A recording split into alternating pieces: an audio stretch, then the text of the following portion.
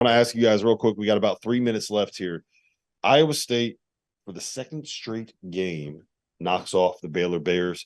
2 straight wins, both without Caleb Grill.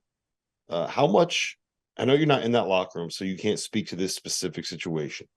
But if you have someone that maybe is that ruins the chemistry, that ruins the culture, that doesn't really fit, and then they're gone, can that explain this turnaround for Iowa State, or is this just an example of, Baylor's 0-3 against Iowa State this year? They're 22-6 against the rest of the country. They're 0-3 against Iowa State. Is this just a bad matchup? Like, what do you make of these? I think it's addition by subtraction, but I am concerned about Baylor. I don't think they're as good as defensively as they've been, and I don't consider them any longer a national championship threat. Are they tough enough to win games ugly?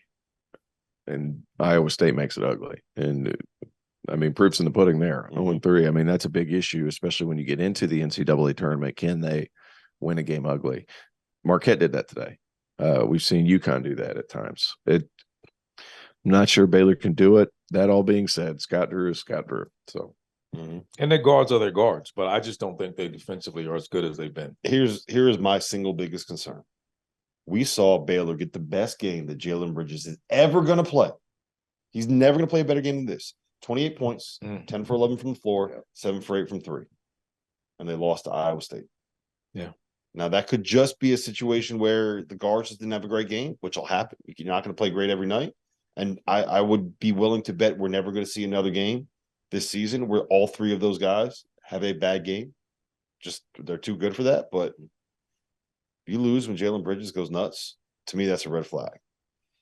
I just don't think they're as good as they've been defensively, and they're going to need 2. They're not. They're not. And 2 of those 3 guards have got to play really good for them to win against good teams. Yep. All right. They're going to face. So let me ask you this: Baylor or Texas? You got to go all in on one of them. Texas. Easy. Texas. Easy. What were they head-to-head this year? Not that matters, but split. Okay, so I would go Texas because I feel like Texas has a group of guys that can win ugly. I think they've been more consistent all year long. They have. Here questioning. By the way, shout out Rodney Terry, Big 12 Coach of the Year this year. Well, no, I think it's still Kansas State. I think we still got to go. I don't think. He won it. He won it. He did. They gave. Yeah. No. That's wrong. He won it. Wrong. All right. But and let me say that, as you guys know, I was advocating for him. I've been saying all along, he should get the job. Give him the damn job. He should get the job. He should get the job. Just because you didn't win Big 12 Coach of the Year doesn't mean you shouldn't get the job.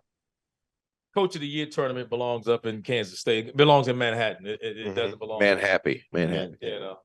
That's where the Little Apple. Listen.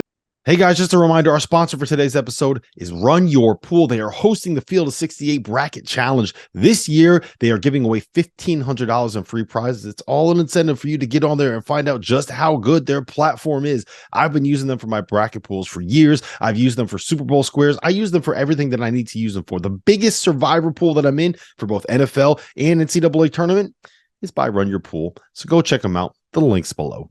Tap in.